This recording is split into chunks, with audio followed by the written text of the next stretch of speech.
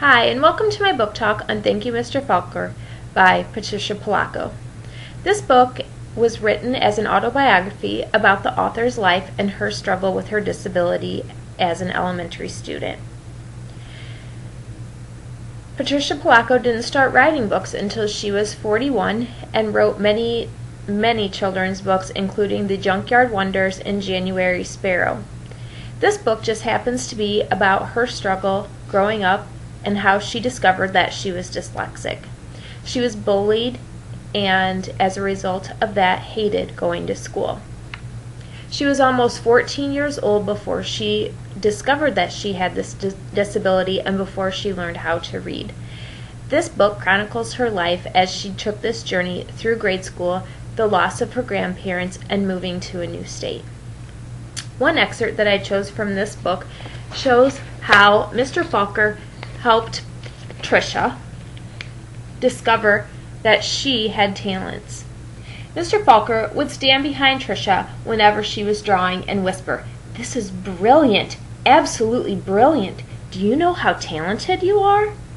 When he said this, even the kids who teased her would turn around in their seats and look at her drawings, but they still laughed whenever she gave a wrong answer. Then, one day, she had to stand up and read, which she hated. She was stumbling through a page in Charlotte's Web, and the page was going all fuzzy, when the kids began to laugh out loud. Mr. Falker, in his plaid jacket and his butterfly tie, said, "Stop! Are you all so perfect that you can look at another person and find fault with her?" So, as the days go on, Eric is still bullying Tricia. Finally, Mr. Falker catches him and takes him down to the office.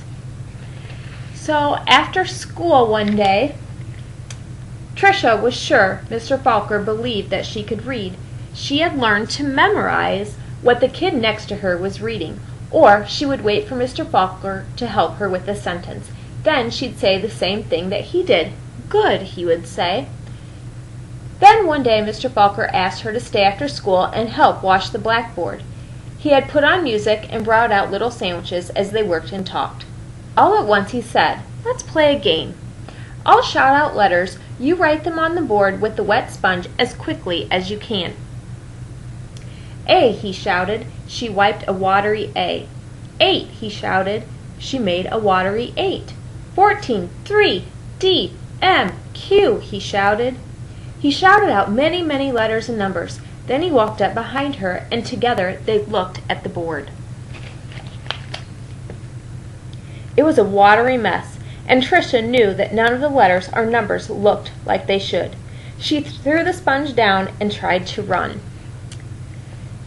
At this point, Mr. Falker had figured out that she was dyslexic and nothing that she was seeing was making sense to her.